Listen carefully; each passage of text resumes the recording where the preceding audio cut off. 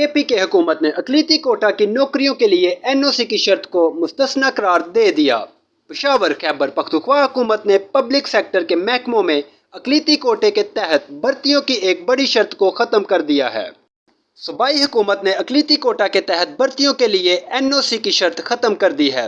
اس حوالے سے صوبائی محکمہ خزانہ نے تمام انتظامی محکموں کو نوٹیفکیشن جاری کرتے ہوئے بتایا کہ سرکاری ملازمتوں کے لیے اقلیتی کوٹے کے تحت نئی بھرتیوں کے لیے این او سی کی شرط ختم کر دی گئی ہے۔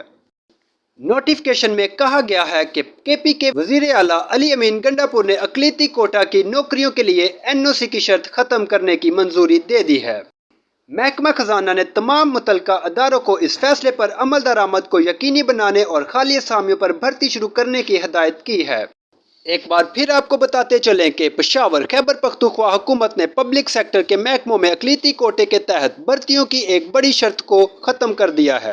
صوبائی حکومت نے اقلیتی کوٹا کے تحت بھرتیوں کے لیے این او سی کی شرط ختم کر دی ہے۔ معلومات کا قابل اعتماد ذریعہ CRC، جڑے رہیں CRC کے ساتھ۔